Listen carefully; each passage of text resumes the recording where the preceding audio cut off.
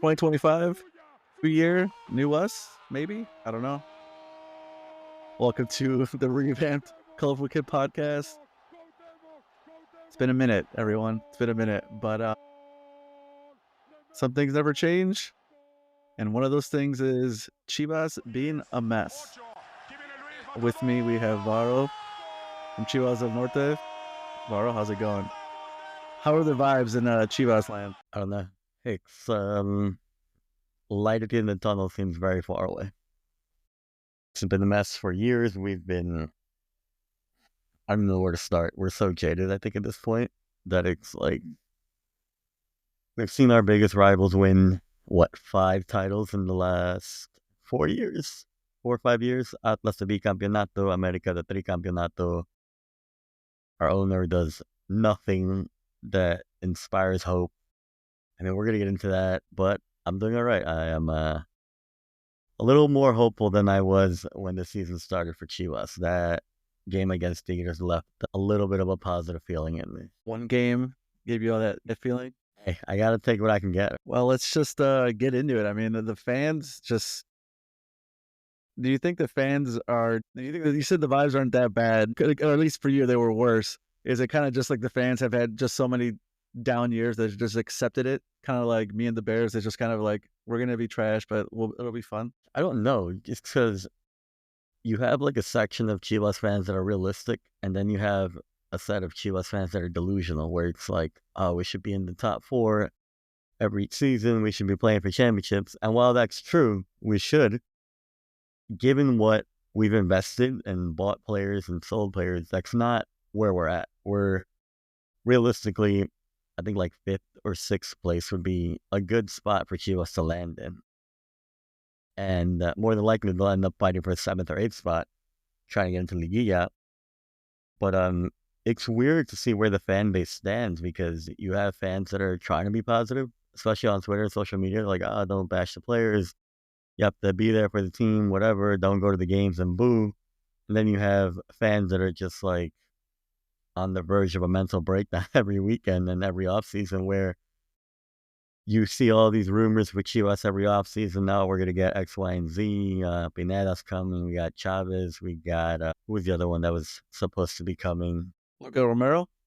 Efrain Alvarez? Cachorro, Efrain Alvarez. Like, everybody's like rumored to Chivas. And then you get all these beat writers on Twitter. This combo is going really well. It's just a matter of medical tests, and then nothing happens. What have we gotten this offseason? We haven't gotten anything, I think, game changing. Maybe Romo as a signing, which we'll get into. But it's a weird time to be a Chivas fan. It's nothing new though, just because we were talking a little before, and it feels like we're only good once every 10 years. We have the occasional like blimp on the radar where we make a final, but then we lose it. Like, we had that blimp against Pumas, we lose in PKs. We had that final against Tigres most recently, where 2-0, the most dangerous league in soccer, turns out to be true. They blow that, and ever since then it's just kind of been spiraling down in terms of Chivas and being a Chivas fan. Does it make it worse? Is there a difference where Chivas are struggling and Tigres, Monterrey are killing it, versus Tigres are struggling, versus they're struggling, but then, like you said, you have Club America winning Pete, you got Atlas winning 2 in a row. Does that just make it worse? Well, yeah, because for the fan base, because it's probably more frustrating when you have your big rivals winning as opposed to someone else. Oh yeah, of course. Like I said, we watched Atlas win the bicampeonato. How did Chivas respond? They put out like a tweet. Do you remember that tweet where they put out like solo faltan 10 more or whatever? And I was like, bro, like, we're in the mud. Like, what are you talking about? You guys have won 3 championships in my lifetime. This is not the time to flaunt cups that were won in the mid 90s and early 90s. And then America, obviously that one hurts too. There's more to that, I guess. A lot of favors, I think, in some of those games. Suspicious calls, a lot of questions must be asked. But at the end of the day, they have won a three-peat, and it sucks. You know, as a Chivas fan, going into that final against Tigres in 2023, we were at the point where we could have tied America at league titles. and now we're, what, 3 behind? What does America have? 15 now? You guys are 4 behind now. 14 or 15? We have 12. What do you guys, what does America have? 15, no? Yeah, I think so. Yeah, so we were at the point where we were going to tie him, and now we're at 3 behind. And Amaury Vergara seems to do nothing. Or he tries, but I mean, we can talk about what's been done since that final was lost. Our big signing was Chicharito coming back to Chivas, and that I love Chicharito. He's great at what he did for the national team, what he did in Europe for the teams he played for, Man U, Real, he was okay. Leverkusen, he killed it, and then he kind of fell off after those as far as Europe. But he hasn't done anything. Like, he can barely stay fit for more than 2 games a season. And all the money they threw at him to come back, that big welcome they had for him. I was saying it last night in the Discord. I was saying in the CDN Discord, Chicharito right now is kind of giving Oribe Peralta a run for his money as like the worst signing in Chivas history. Because all I that don't know money, about that. what has he done? What has he done? Scored 1 goal? Oribe, I think, had 1 goal too. I mean, I would say Uribe is worse because you guys paid a transfer fee for him. Well, supposedly, remember, Puma was paying that. So they were paying like all of it, and it was more like a favor because he didn't want to retire. And Puma was like, Chivas, you can play on Chivas and we'll pay out the contract or something like that. I don't know if it's true. That's what the rumors are saying. But what has Chicharito done since returning to Chivas? Like, he had that big comeback, filled up the stadium, gave like a good speech, but as far as backing it up, there has been no end product to him coming back to Chivas. No, it's been rough. Nothing good about that. And I know I don't want to be an apologist, but when he signed with Chivas, he's also coming back from a torn ACL. So it's like you can't make your big signing be someone who is literally in the middle of rehab coming back from an ACL because he's going to take at least a year or two to kind of get back. He's in his mid-30s, you know? I mean, the man like has 30, 37 or 38 already, so 36. He turns 37 in June, and yeah. he has 1 league goal since he came back to Chivas. Yeah, and 1 assist. That's what I'm saying. He has not panned out at all. The other night against Tigres on Saturday, he came in to play the last 10 minutes of the game. Instead of me like hoping, oh, here comes Chicharito, he might win this for us, I was like, oh, well, that's it. The offense is dead. We're not going to create a single chance when he comes into the game. And the other 2 kids that came in, Camperos and Camberos, they played well. They had like a little spark, but Chicharito had nothing to do with the spark that the offense had at the end of the game. And the other day he played 90 minutes. We should just be letting the kids play those 90 minutes. There's no point in having him on the pitch at this at the stage that he's at, or the form that he's at. That's the word I'm looking for. In the form he's at, he should not be playing 90 minutes. No, I think it's one thing if you have Chicharito as he's like the OG at the end of the bench, who comes in, maybe starts the Copa MX games, things like that. He'll start the Moledo games you guys have in the US. But if you're relying on him to do anything other than that, I mean, I don't. He's one of my favorite players. It's gonna be hard for me to blame him, but at the same time, it's like it shouldn't be on him to do those things. He should be the guy who comes. He's like, who do we used to call in the NBA? We used to call like Scalabrine, like the human victory cigar. Like when he came in the game, the game was over in a good way. But I mean, let's just kind of roll into one of the things we want to talk about is, well, the Chivas strikers. We kind of talked about this a little bit off air, but you got Pulido, you got Chicharito, Ricardo Marin, Armando Gonzalez, and then Tion Wilkie. I mean, yeah. Who, if you had to win a game and you needed a goal, who's going to start the game for you? So I don't really watch Tapatio because it's a lot of time and I don't have a lot of free time anymore.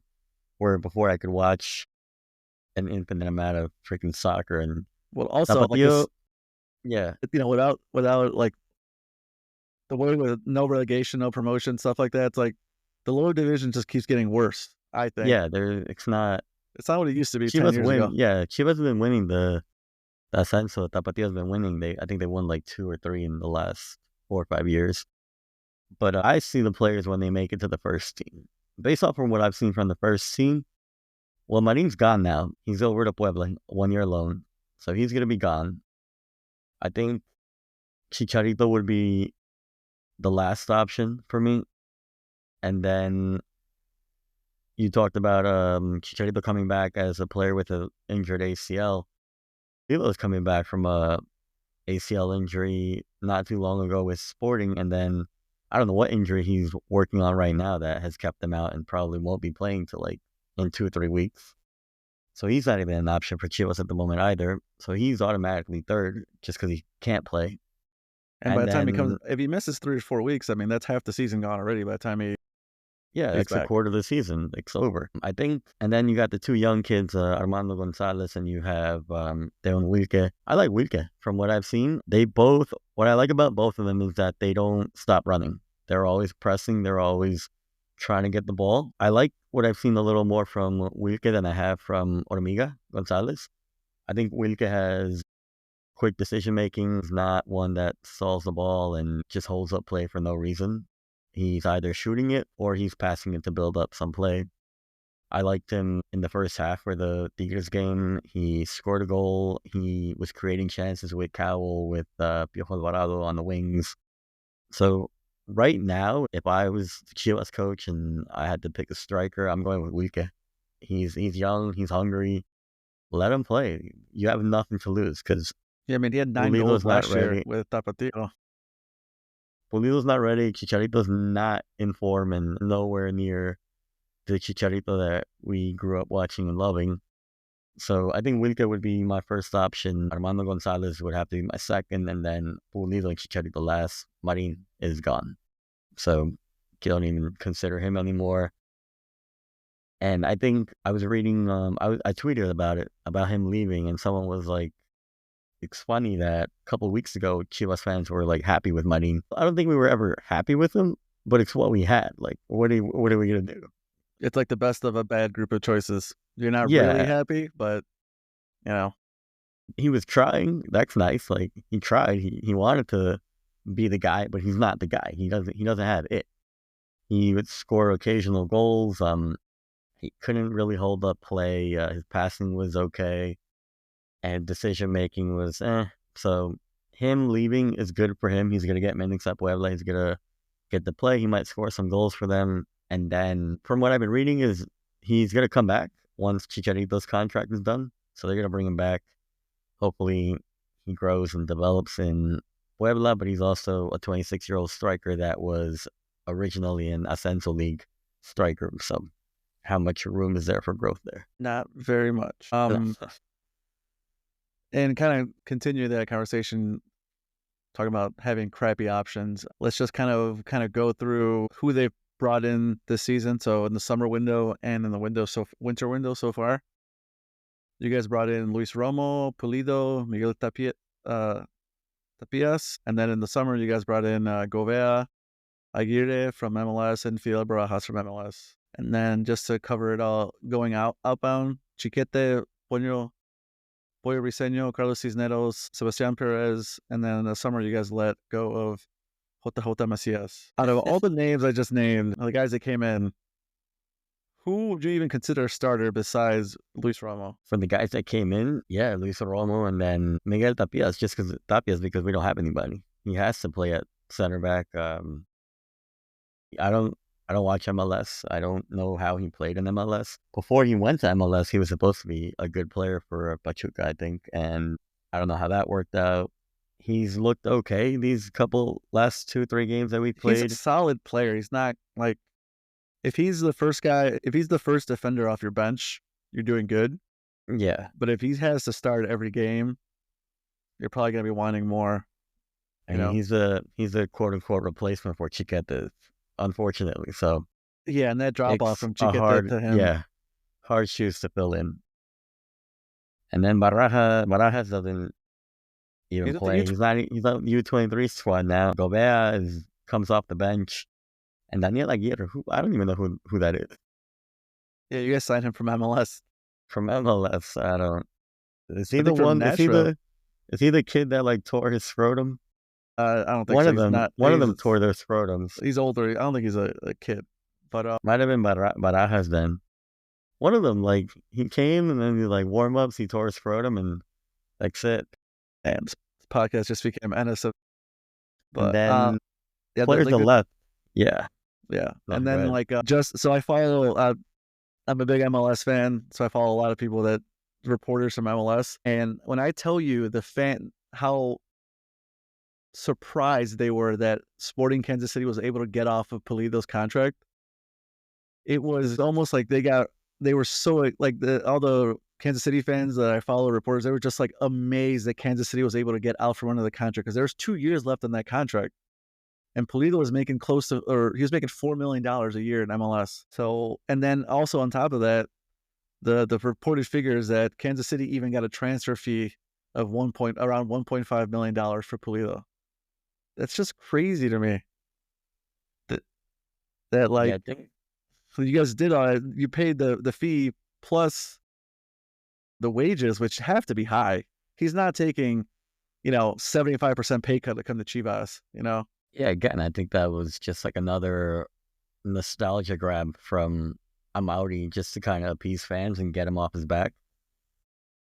But realistically, what is Pulido going to do with it too? He's old now. I loved his first run that he had with Chivas. He won the championship with us, scoring that goal against Tigres in the final. In both legs, he actually scored and, pivotal to that championship. But now he's kind of a washed up version of what he was. We don't know what he's going to look like on the pitch for Chivas. I always liked his post-up play. That's what I really liked about him.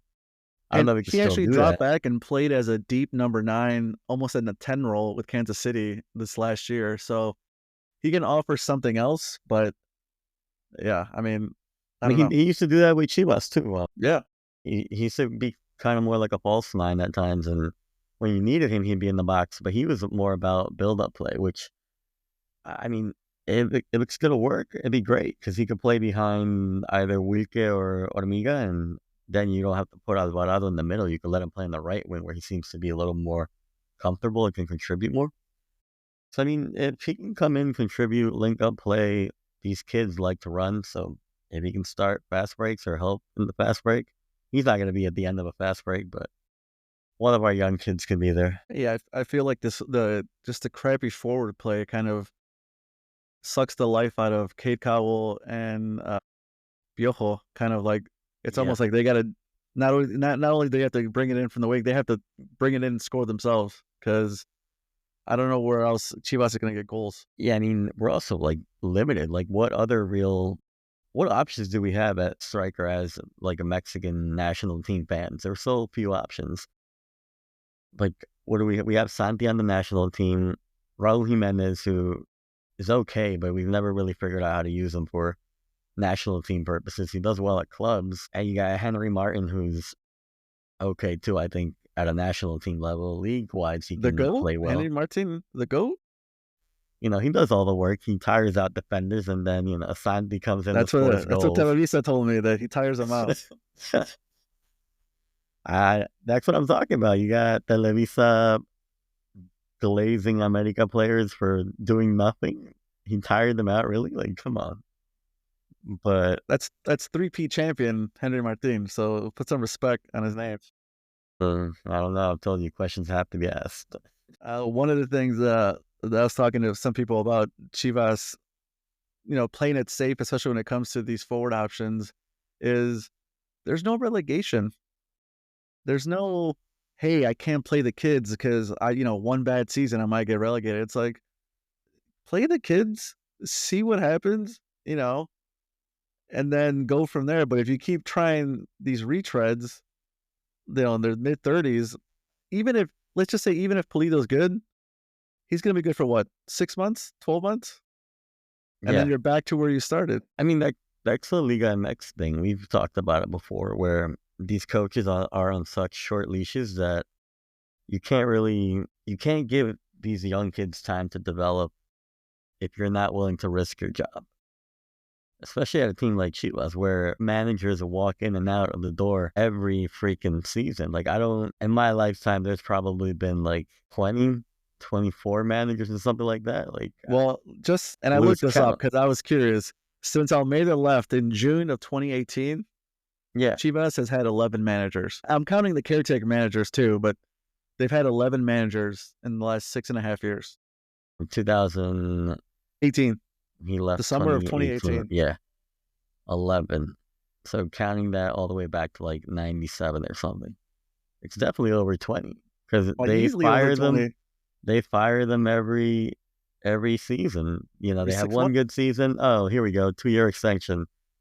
Lost first, you know, you did what bad the first 4 weeks of the season, you're fired. Vergara was notorious for firing coaches left and right. Amauri, I think, has tried to change that, but then you have coaches just leaving.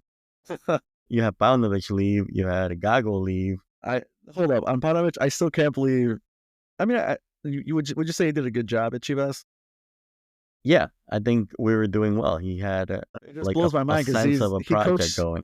he coached Chicago Fire, which is my Yeah, MLS team, and like we couldn't wait to get rid of him. But ever since he left the Fire, he coached in England for a good decent spell, and then got fired. But he did good with I think Reading out there. And then when he became like the rumored coach for Chivas, I was like, what world am I in that he is like the option at Chivas, and now he's coaching at Tigres? So I don't know, man. he did good. I think there were a lot of like locker room issues with him at the coach where I'm not. he had to cut a He had the couple of same thing. cancers. He had the Yeah, same thing in Chicago. There's certain players that got in the doghouse, and even though fans are like, "Why is this guy not playing?" He played like every minute the first 20 games of the season, and then he got in the doghouse, and we didn't see him for 3 months. yeah, he had like the rumor is that there's like there were cliques in the Chivas locker room, and he just fell out with certain players. Alexis Vega, one of them, and now at Toluca. But he was fell off with a couple of players. Gago just up and dipped on Chivas for Boca, which was I guess his childhood club, and that's nice. Like that he got to like go accomplish a dream, but unfortunately, it's at the expense of Chivas. He like stole the air. You see that rumor that he like stole the air conditioners in the Airbnb house he was renting, and that the Airbnb was a mess. Like there was like dog shit everywhere and stuff. Yeah, Chivas and their coaches. I mean, what was the I rumor don't with know. Almeida that he loaned money like to the Chivas so they can pay Yeah, bonuses? That was the rumor. that he like loaned money to Jorge Vergara so that he could pay wages or something like that. Like what are you talking about? Vergara was like a multi. I don't know. I don't want to say billionaire, but he's like multi-millionaire for sure. Maybe Um, the Herbalife checks didn't clear, or the OmniLife checks. Like, what are they paying Almeida where he's the one that has to cash out to pay wages for the team? Just a lot of weird rumors with Chivas and their managers, but I mean, all these kind of tie in back to the front office and the ownership. I feel like if the ownership came out, and maybe you just can't come out and say it because they don't want to do it, but like if the ownership came out and said, "Hey, it's gonna be a rough season or two. We're gonna try to develop our youngsters, and we're gonna stick with the manager. He's got our support 100%." Don't you think like that? And that if that were to happen, then the manager would realize, okay, I have some time here. Let me play Barajas, even though he's struggling right now, because he's a good prospect. Let me do this instead of I need to win this random Copa MX game, otherwise I'm gonna get fired. Yeah, but I mean, you could say that, but then when your stadium is a quarter full and boos are raining down on all your players, you have to take action. You're not gonna alienate the fan base more than you've already have. That Chicharito signing kind of brought the fans back to the stadium because at a point the stadiums were like 75% full, 50% full, like on a midweek game. And now you kind of, the rumor is that there's like no season tickets. Like every season ticket is accounted for. There's no seats at Akron for games because of the Chicharito signing. And you can't risk that. Like you have to keep fans coming back to the stadium. Akron is already a hard stadium to get to. So it's like you're going out of your way to go to the game. So you're going to panic if you see your stadium half full, 25% full on game nights, and then to finish it off, they're booing your players off the pitch. It's nice to say, hey, we're going to stick with this guy for a year. He has all the trust. He can play whoever he wants to play. He can bench whoever he wants to bench. But at the end of the day, it's not going to happen. It's kind of like, it reminds me of a similar situation with the Mexican national team, where like if you had the coach and say, hey, we're going to generational change, and then you got these fans, every fan is like, well, we have to win everything. Like with most Mexico fans, like we have to win everything in CONCACAF. If not, everything is trash.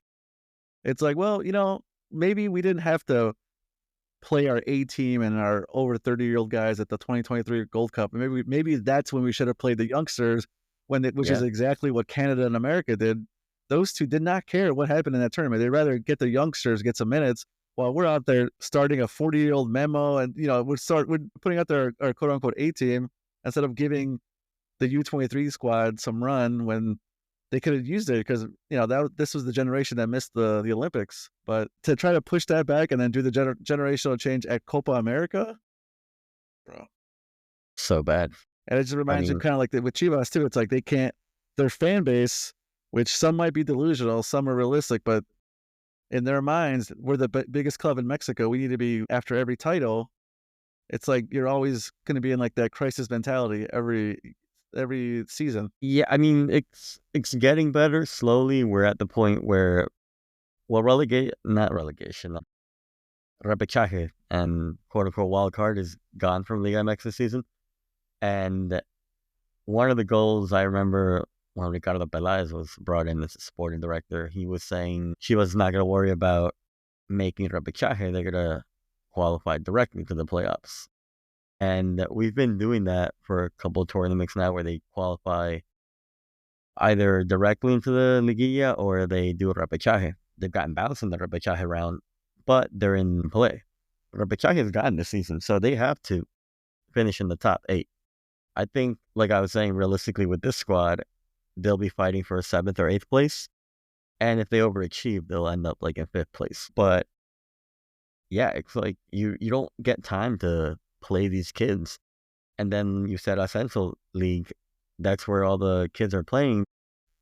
If you watch the level of play, the jump that the level of play makes from Ascenso to first division, these kids are going to get shell-shocked when they get on the pitch. You have to like be really good to come on to the first division after playing in Ascenso and play like you're playing down there. And, I agree with that statement. You got to kind of bleed these guys in slowly and not just, hey, you're the starter game 1. But like, even like things like Copa MX, like those type of tournaments, we need that back. Well, that's what I'm saying. If it's coming back and you have, I mean, they've tweaked the play year in and year out, but like if you have, say, 4 to 6 games a year where you have, Copa games, that's when you play these youngsters. Yeah. That's when you let those guys take their lumps in weeknight games where, they're not going to have 35,000 people there, 40,000. They're going to have 5,000-10,000 people there, because that's just how it is in, most cup games in the world. But that's when you let these kids get there and mess around and learn. That's one of the things I hate about Liga MX. I hate the short seasons. The short seasons, it's just like a sprint. Every season is a sprint. No one has any time to do anything. It's like we were saying earlier, three bad results, I'm looking for a new coach. Yep. Yeah, exactly. And it's not even like whoever wins the title, it's not necessarily the best team in the league just because of the format. If you go on the run, the second to last 3 weeks of the season, if you're on the run, you find your form, you're making it to the final. Because all these other teams that had almost near perfect seasons, they're crashing out for some reason. I forget what was the time frame, but I think it's been a long time since the number 1 leader in the regular season actually wins the trophy. Yeah, it's like who was a the curse last one to be first. Might have been like Leon or something. Yeah, and I feel like nowadays it's like, especially like Tigres, Club America, they don't really care about the regular season. I mean, as long as obviously they'd want to be top 3 or top 2, get a bye or whatever, but it's almost like just get in and get healthy. It's like the NBA now, where you got like the Celtics kind of just cruising, like we'll be fine. Once the playoffs start, we'll start ramping up. Like Tigres, Club America, they just want to get into the Liguilla, and then at that point, it's like, we've been here before, we can do it. And yeah, you're right. If you get hot the last 3-4 weeks of the season, You can ride that right through and win a title. That's crazy. Yeah, that's why like watching Chivas, usually they get off to a bad start in the season. They start finding their form like game week 10 or whatever, like game 10. And that's where when you want to start figuring things out because you want to get hot going into the last couple of games in the season. And that's what they've been doing, but we just don't have the players to realistically compete with the Americas, the Tigres, the Rayados. Even Cruz Azul at this point, even though they're like sort of a mess right now too because of the way their coach just left them and the players that they've signed are not playing to their potential. But it's always, yeah, it's just not enough. If you want to compete as a team that fields nothing but Mexican players, you have to bring in some of the better talent out there. And right now, if you look at the squad and you're like, who on this team starts with a national team, which is what Chivas, well, Chivas is good. They're the base of the national team. Right now, national team-wise, you have Piojo Alvarado, and then you have Tala Rangel. You had Chiquete. Chiquete's gone. Yeah, I love that. He's good. You might have Mosso at right back, but he hasn't really gotten a shot at national team football. But besides that, I like Romo now, but I've just never been like a big Romo guy. I've liked what he's done for the midfield at Chivas because before our midfield was just like ghosts and teams would walk through the midfield. This game against Tigres, it was kind of like they had to play more through the wings. They weren't playing through the middle like teams usually do on Chivas. So his influence is there and it's good, but I've just never been like a big Romo guy. Let me ask you, what have you thought about Cade Cowell since he signed with Chivas? I think he's good. He's getting better. I was a little worried that he was basically just like a pace merchant. All he can do is run fast. He needs to work on his finishing. No, I talked to Carlos Eustace because he does the San Jose games, and he was telling me he's good. He just has to work on his technique and his finishing because he can definitely get by defenders, but then the finishing part is the part that he can't do yet, or he's not as good as he should be. He was your second leading scorer last year. Yeah, I mean, but we scored like 13 goals probably the whole season. So 4 goals and you're already there. I think he had 5.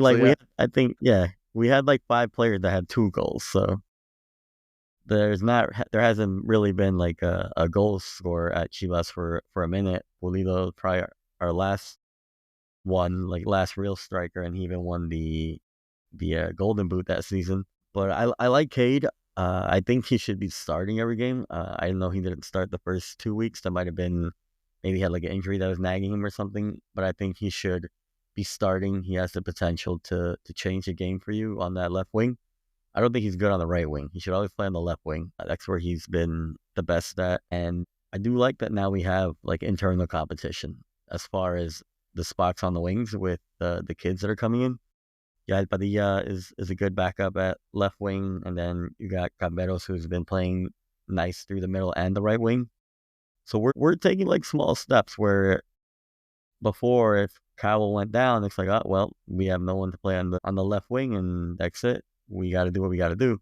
But now it's like, all right, he goes down. You got Yael who can play, or you're starting to develop depth at positions, which is something that Chivas has also lacked for a couple of seasons. Even like our midfield, now we have depth. Nene Beltran. Yeah, you guys got options in the midfield, I feel like now. Yeah, we have people for the midfield. We didn't have that before. Now our defense is kind of in shambles because we don't really have depth there now. Well, Chiquete left. Pollo's gone. I mean, he didn't play all that much last year anyways, but still. Yeah, and Pollo was not a starter. Chiquete obviously was a starter. One kid that we just started at left back, he went down, Flores. He went down with an injury in like the 3rd minute. Mateo Chavez had to come in and play, who I really like, and who is supposedly being looked at by Dutch teams. There's somebody on Twitter like added Chivas del Norte. They're like, oh, tell your club to stop rejecting offers from Europe. I was like, bro, we don't have anyone. Like, why would we sell him? Like, I'm all for selling players to European clubs and letting them test the waters in Europe, but if we don't have another left back, why would we sell him? Yeah, it has to make sense from a club as well. When the guy got hurt, it's like, okay, I don't think they're going to sell Chavez. But I know we were talking about earlier about who do you like. You're saying like just depth and think who wants to come to Chivas. I think if Chivas became the club that sells people overseas and just say, hey, you come here, we'll develop you and we won't hold you back, we'll sell you. I think that would go a long way with like recruiting. If it's, if you say if you go to like another club and buy some of their younger players, players will want to come to Chivas if they know, hey, they will sell me if a right offer comes along.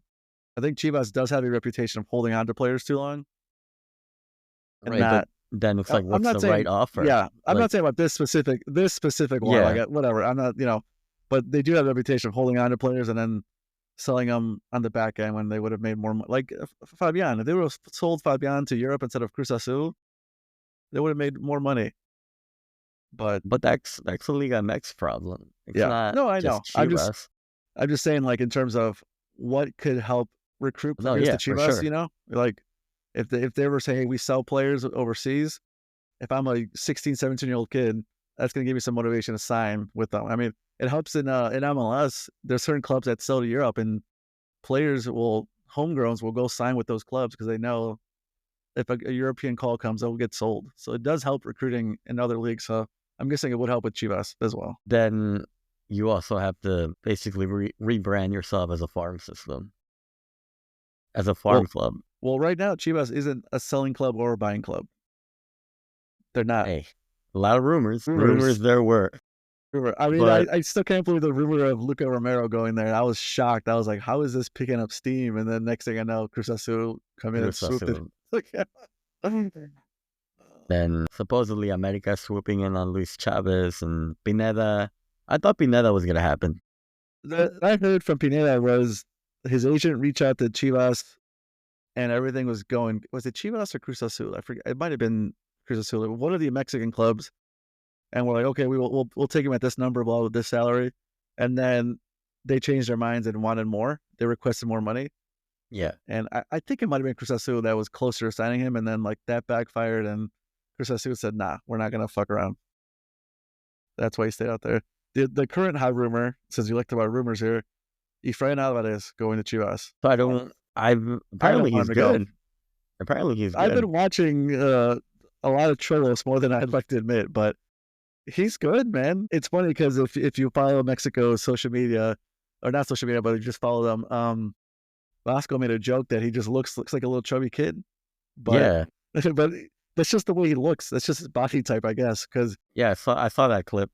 so I I don't want him to go because I mean he's at Cholos. He's an every game starter, and he's they're developing something over there at Cholos. I think they're going to be.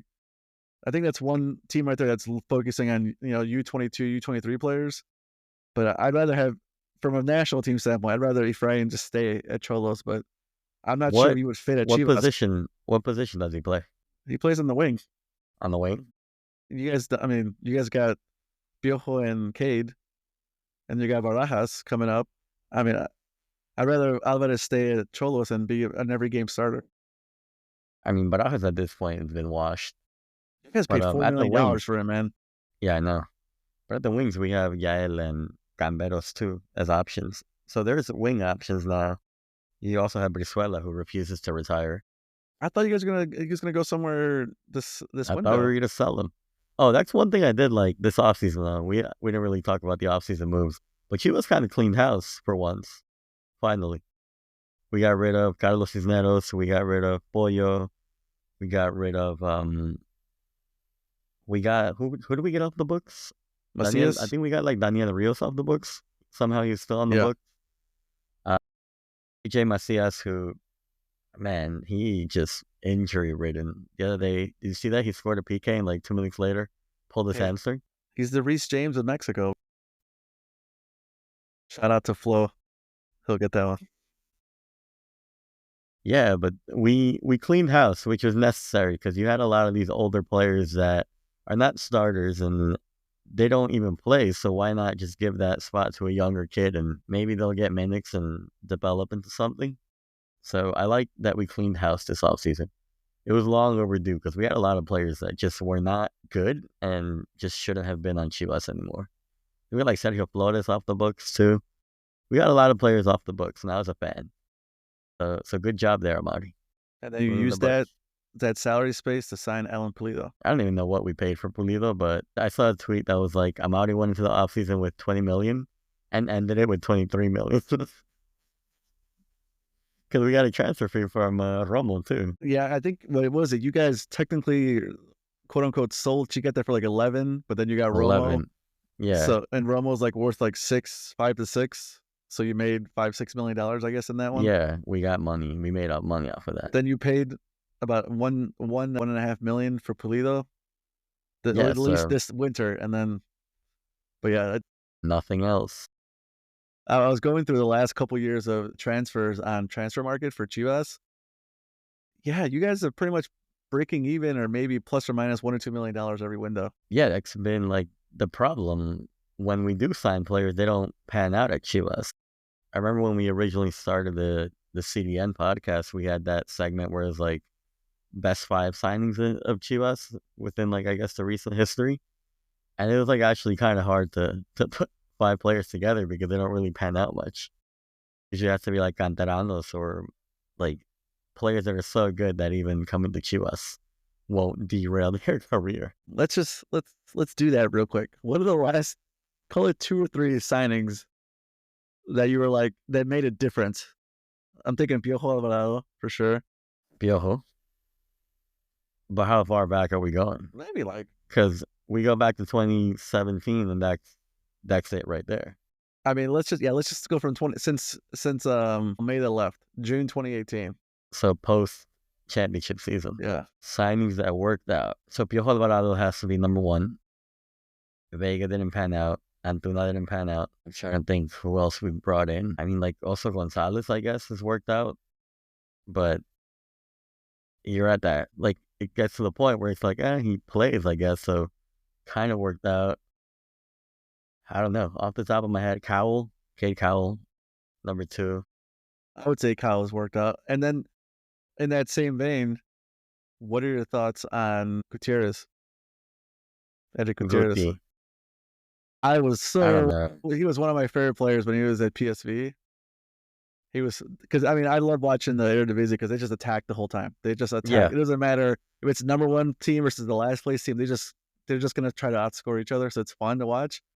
I was not a fan of him moving to Chivas because he said so himself. He had a bunch of European options, but you guys talked me into it. Like, all right, maybe he'll go to Chivas. He'll be the man at Chivas. He'll be part of something. He had 1 goal or 1 assist last year. Yeah, he had 1 assist. With him, every time he's like hitting his stride, he gets injured. So it's a little hard to kind of judge what he's done.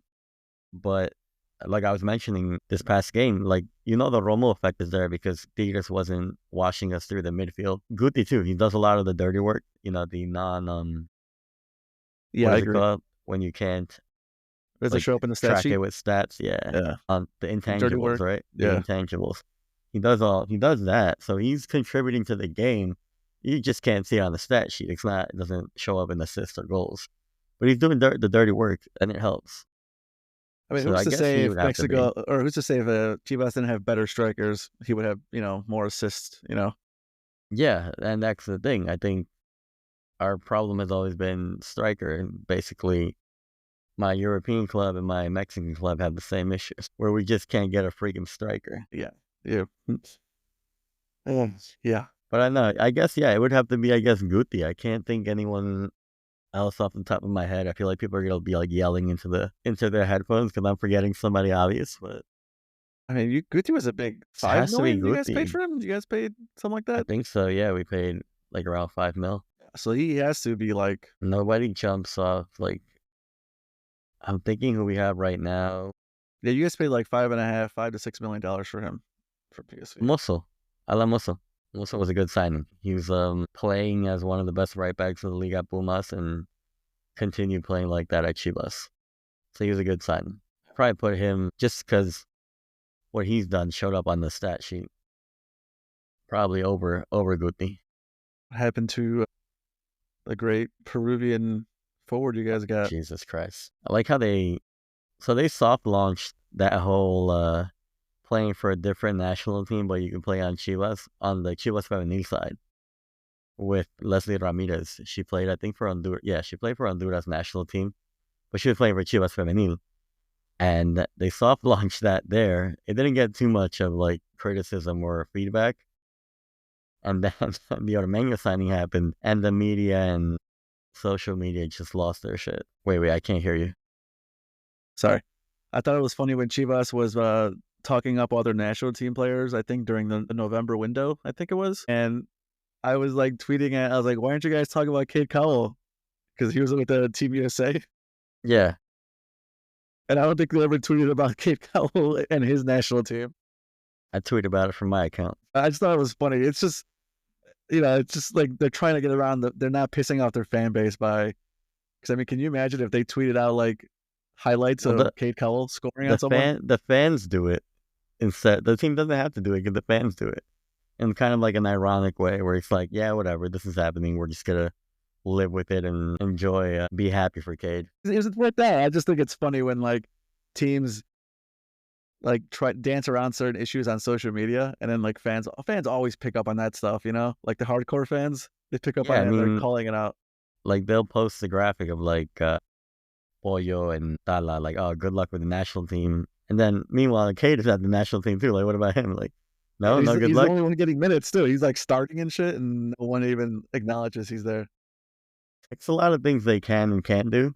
That's why, like Chivas launched. Also, we didn't really talk about it, but they launched their own English content channels, and it's not for me.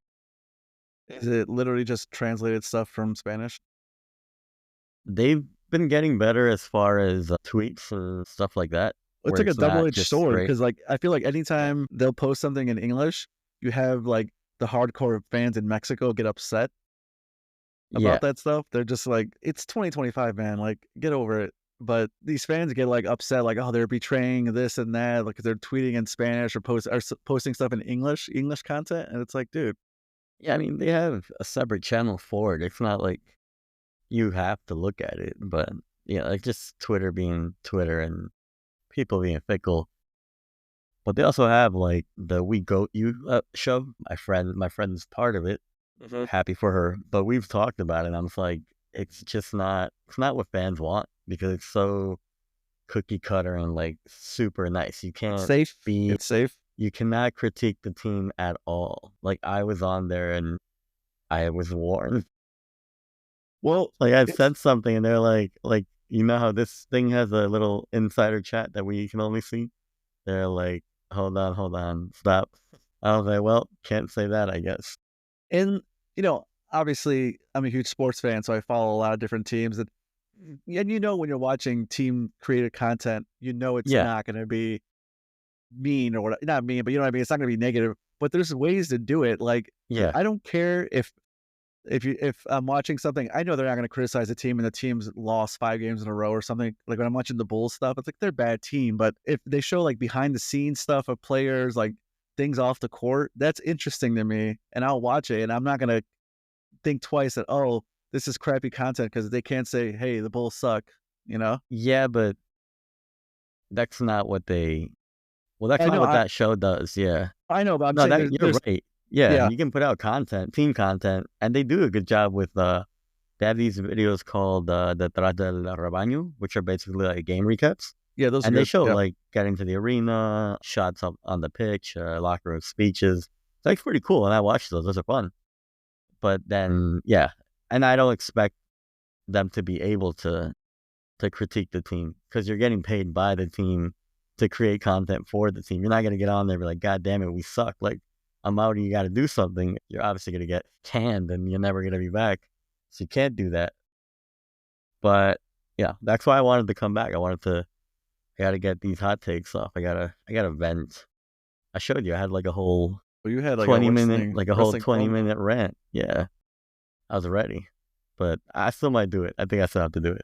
Well, if right here, right now, if any hot takes to get off before we wrap this up, now's the time to get them off. I gotta put pen to paper. I can't do one take borrow. Not everyone's Scott Steiner off the top of the head. So I can Snyder math. Well, let's just finish off with that. Royal Rumble. What predictions you got for next week? We're both big WWE fans. Who you got? I don't know. I don't really see who could be winning right now. Here's my Like, hot there's a take. lot of I'll give you a some lot time of. to craft yours. Cena will make it to like the top 4. Mhm. Someone will throw him out, and whoever throws him out, that's going to be his WrestleMania match. And I have no idea I who's going to guess win. because I have no the idea who's champions going are to win. what Cody and Gunther going into it. They Yeah. kind of tease like a Seth Rollins Gunther rivalry. I watched like the beginning of Raw, and then Cody. Cody, I don't know. Like he got to the top of the mountain. Now he has really no one to face. I mean, Owens. Yeah, but you don't. They're gonna finish that at the Rumble, and then what happens?